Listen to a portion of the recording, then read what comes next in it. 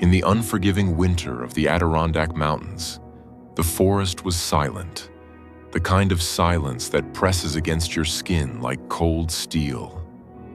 Snow draped the land in a shroud of white, untouched and endless, as if the world had stopped breathing. Somewhere in that vast frozen stillness, John Erickson had disappeared, not in body, but in soul. A former intelligence officer turned forest ranger, he had fled the noise of nations and the weight of memory, burying himself in the Adirondack wilderness where no one could follow and nothing could find him. Or so he believed.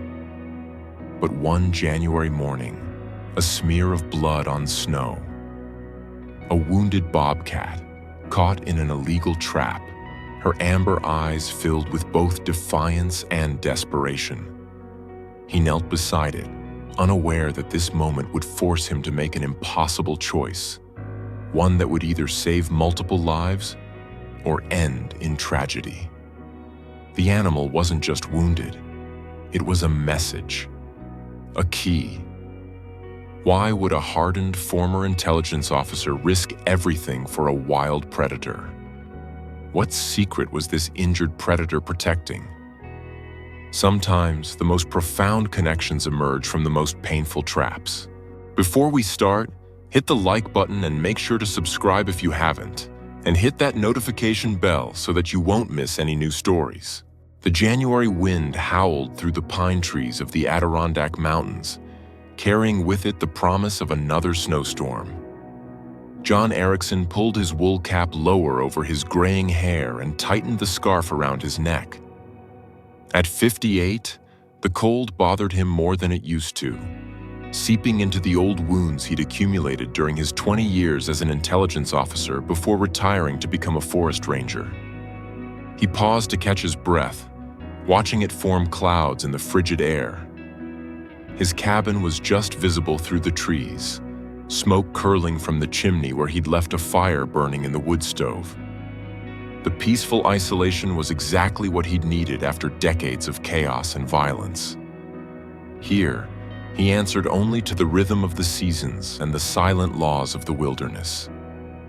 John had almost reached his porch when he heard it, a sound that didn't belong among the usual forest murmurs.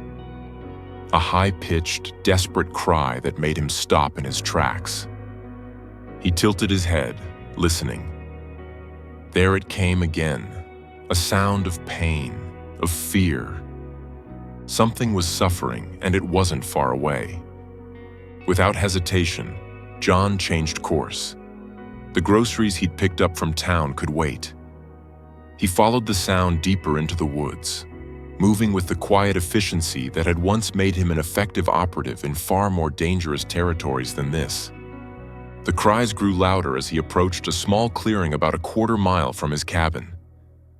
John slowed his pace and crouched down, scanning the area before exposing himself. Old habits died hard. What he saw made his stomach clench. A female bobcat, her tawny fur stained dark with blood, was struggling weakly against a metal trap that had clamped down on her front paw. The snow around her was spattered with red, and her amber eyes were wide with terror and exhaustion. "Damn poachers," John muttered, anger rising in his chest.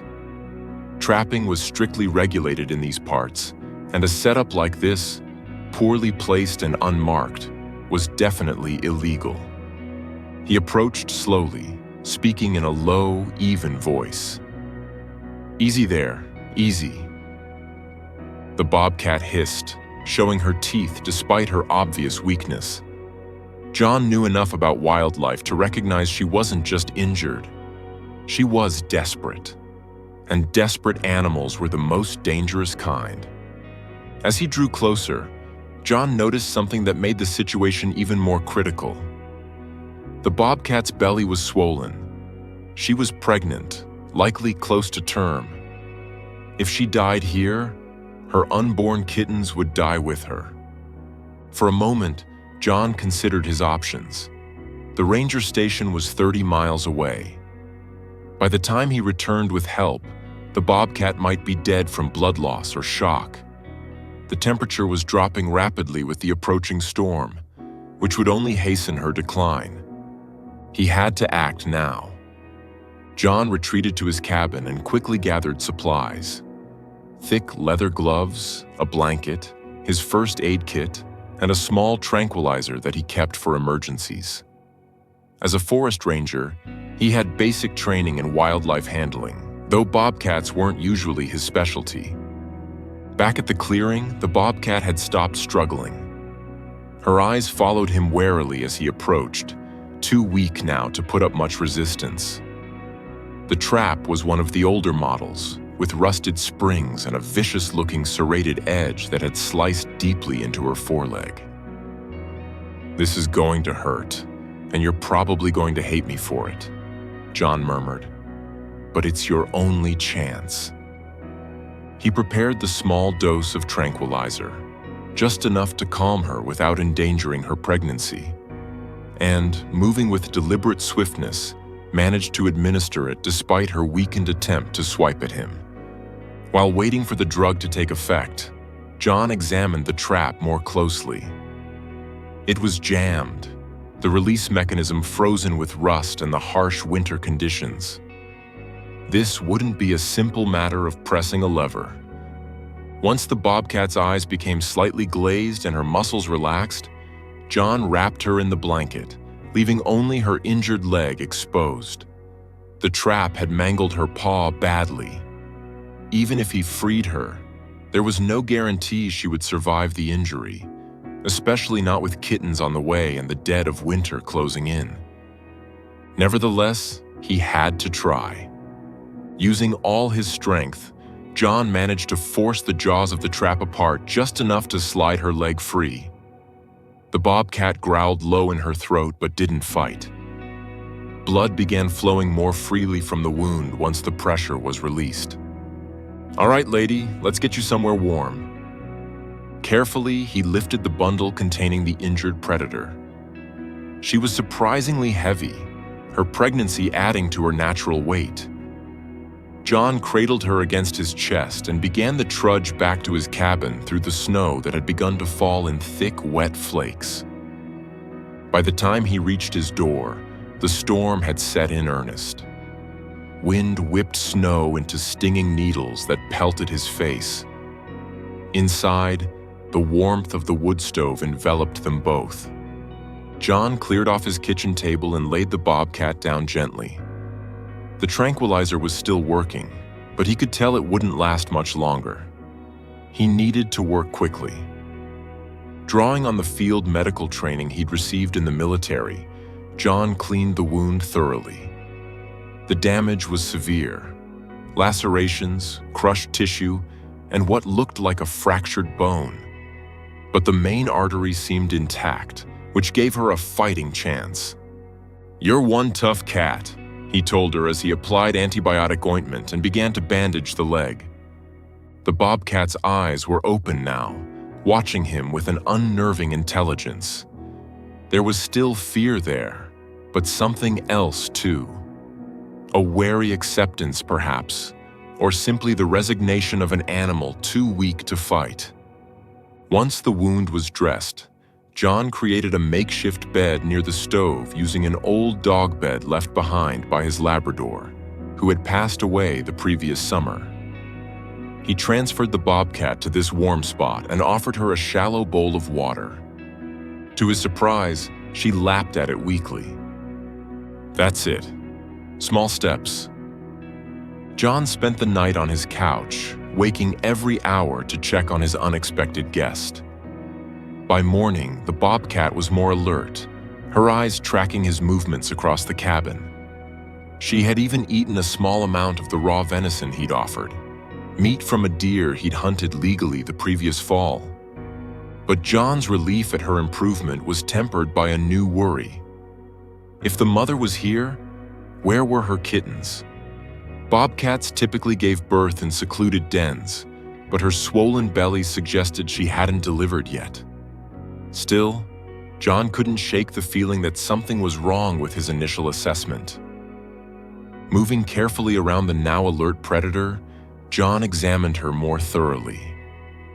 What he had taken for a pregnancy was indeed a swollen abdomen, but upon closer inspection, he realized his mistake. This wasn't a pregnant bobcat. This was a nursing mother, which meant somewhere in the freezing forest, her kittens were alone, hungry, and vulnerable. "You've got babies out there, don't you?" he asked softly. The bobcat stared back, her eyes revealing nothing. John knew he had to find them. Newborn bobcat kittens couldn't survive long without their mother, especially not in winter. They would be hungry, cold, and exposed to predators. Once he was certain the mother was stable, John prepared for another trek into the woods. He dressed in his warmest clothes, packed supplies, and grabbed his tracking gear. The storm had passed, leaving behind a foot of fresh snow, perfect for tracking. "I'll find them," he promised the bobcat, who watched him with those unblinking amber eyes. "You just focus on healing." Back at the clearing where he'd found the mother, John began his search. Years of training had made him an excellent tracker, and despite the new snow, he quickly located signs of the bobcat's earlier movements. Faint impressions beneath the fresh powder revealed a trail leading away from the trap site. John followed the subtle signs. A disturbed branch here, a tuft of fur there. The trail led him deeper into the forest, up a rocky slope where the wind had swept some areas clear of snow. The bobcat had chosen her path well, sticking to harder ground that would leave minimal tracks, a natural security measure that had likely served her well until the trap. After nearly 2 hours of careful tracking, John found himself at the base of a large, hollowed-out oak. The entrance to the hollow was small, partially concealed by roots and brush, but fresh paw prints in the snow confirmed his suspicions. This was the den. John crouched down and peered inside. At first, he saw nothing in the darkness, but then he caught a glimpse of movement. Tiny, shadowy forms huddled together at the back of the hollow. "Hello there," he said softly. A small, pitiful mule answered him, followed by another. John pulled out his flashlight and shone it carefully into the den. 4 bobcat kittens, their eyes barely open, were curled together for warmth. They couldn't have been more than 2 or 3 weeks old, their spots still vivid on their downy fur, their movements uncoordinated and weak. They were alive, but clearly hungry and distressed. Without their mother, they wouldn't survive another day. "Your mama sent me," John told them, knowing they wouldn't understand but hoping his gentle tone would calm them. "Let's get you home to her." Retrieving the kittens wouldn't be easy. The den was too small for him to reach in comfortably, and the kittens, despite their weakened state, might try to retreat further into the hollow. John pulled off his pack and rummaged until he found a soft flannel shirt he'd brought as an extra layer. He laid it out on the snow, and then, using a long stick, gently encouraged the kittens toward the entrance of the den. The smallest one emerged first, drawn by curiosity or desperation. It blinked in the daylight, its tiny nose twitching as it caught John's unfamiliar scent. Before it could retreat, John scooped it up and placed it in the center of the flannel. One by one, he managed to coax the others out. The last one, slightly larger than its siblings, hissed weakly at him, a miniature version of its mother's defiance. John couldn't help but smile as he added this final kitten to the bundle. "You've got spirit just like your mama," he told the tiny Spitfire. He wrapped the flannel carefully around the 4 kittens, creating a secure bundle that would keep them warm for the journey back. Then he tucked them inside his jacket, close to his body heat, and began the trek back to his cabin. The return journey seemed longer, the cold more biting, but the small movements against his chest kept him moving steadily through the snow-covered forest. These tiny lives depended on him now, just as their mother did. When John finally pushed open his cabin door, he was met with a low growl. The bobcat had managed to pull herself up onto her 3 good legs, her teeth bared in warning despite her obvious weakness. "Easy," John soothed. "I've brought someone to see you." He approached slowly and knelt a safe distance from the injured mother. Carefully, he opened his jacket and unwrapped the flannel bundle, revealing the 4 kittens who had fallen asleep during the journey. The change in the bobcat was immediate and remarkable. Her growl transformed into a soft chirping sound, a call John had never heard before but instantly recognized as maternal.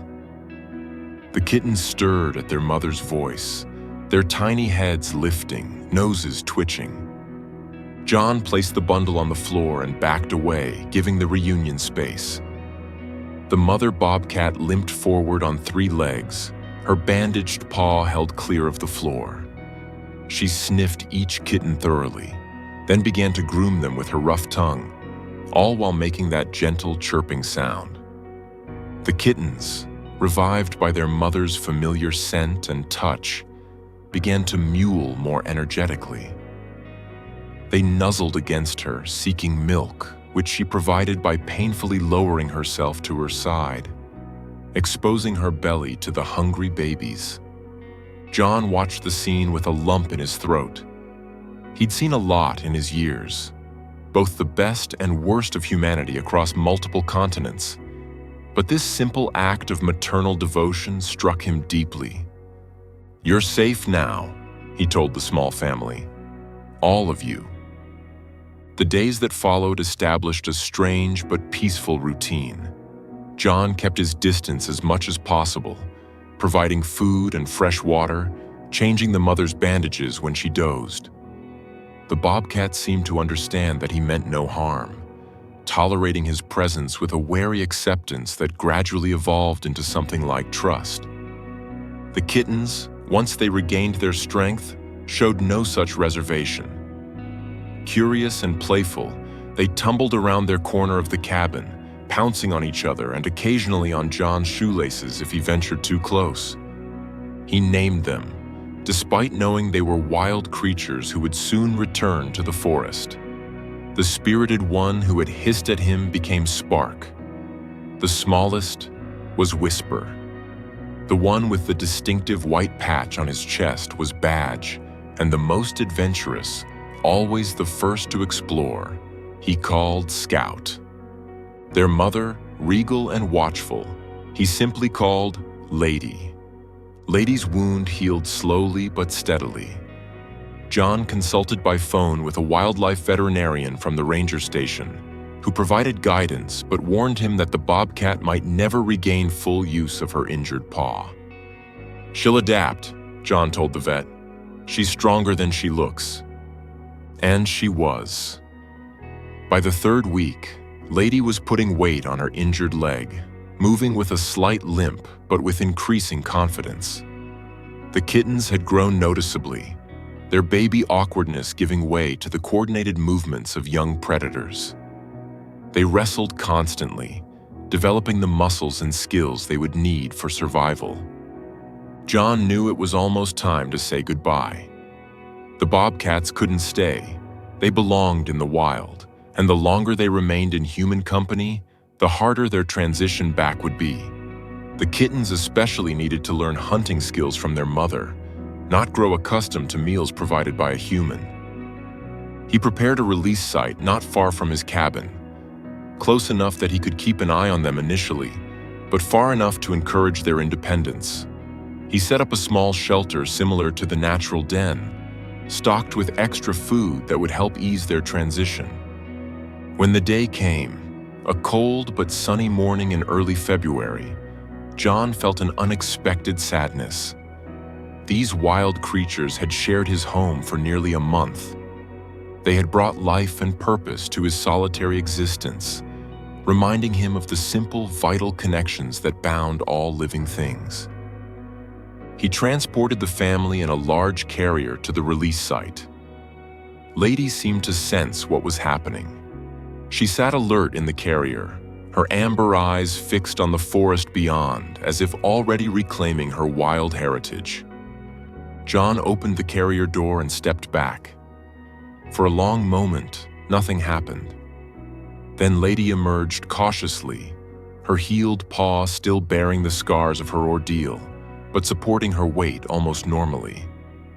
She surveyed the area, nose twitching, ears swiveling to catch every sound. The kittens tumbled out after her, momentarily distracted by the novelty of snow and open space. Scout immediately began exploring, while Whisper stayed close to her mother's side. Badge and Spark pounced on each other, continuing a wrestling match they had started in the carrier.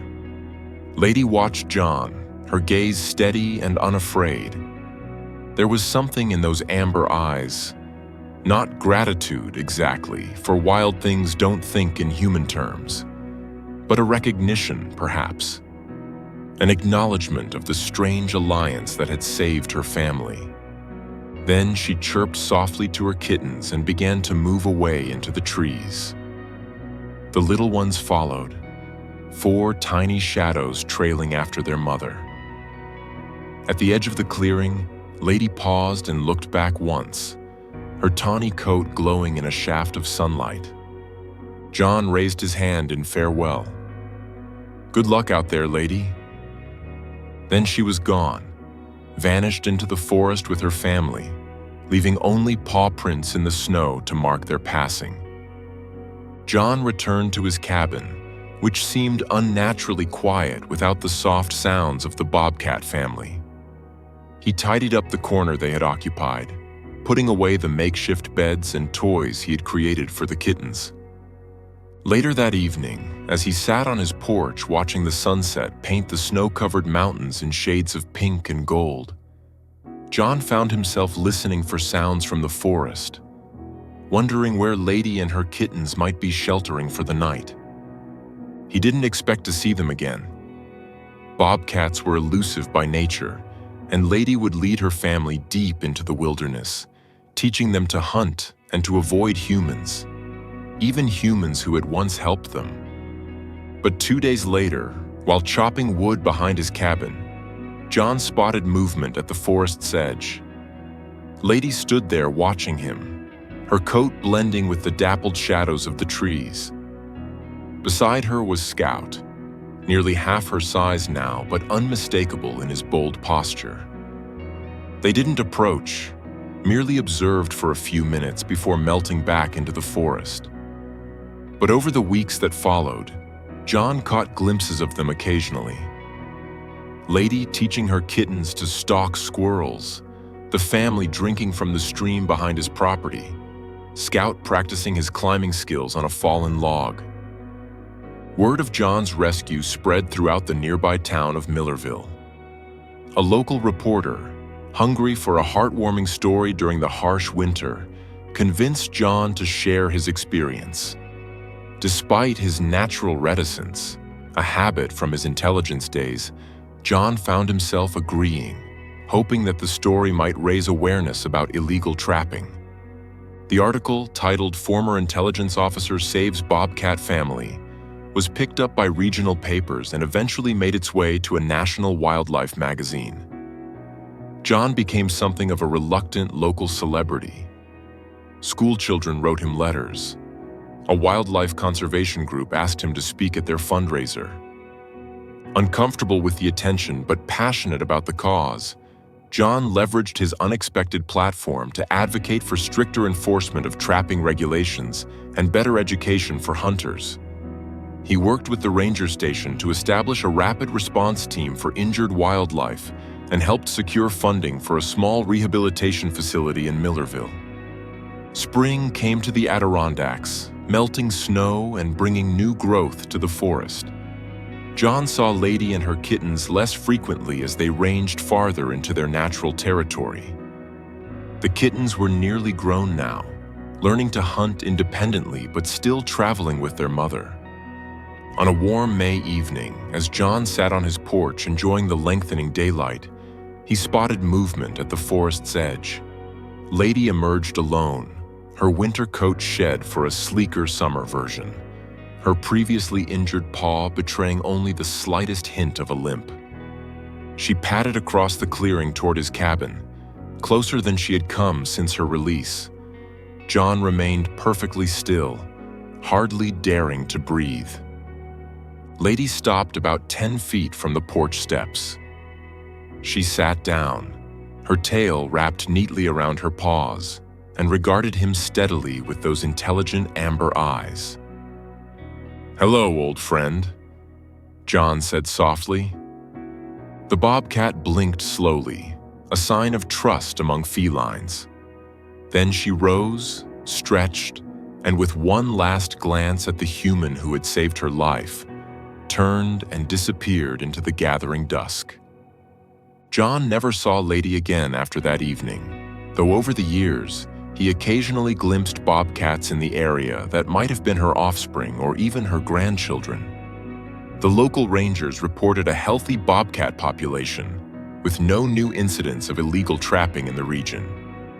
The small rehabilitation center in Millerville thrived, eventually expanding to include educational programs for schools and training for forest rangers. John volunteered regularly, sharing his experience and knowledge with a new generation of wildlife advocates. Sometimes, on winter evenings when the wind howled around his cabin just as it had on that fateful January day, John would think about Lady and her kittens. He would remember the weight of her in his arms as he carried her through the snow, the tiny mewls of her hungry babies, the fierce love in her eyes when she was reunited with them. Wild things belonged in the wild, he knew. But for a brief time, their lives had intersected with his, changing them all in ways both seen and unseen. In saving them, John had rediscovered something within himself that years of isolation had nearly buried: a capacity for connection, for caring deeply about something beyond himself. That, he reflected, was the most unexpected gift of all.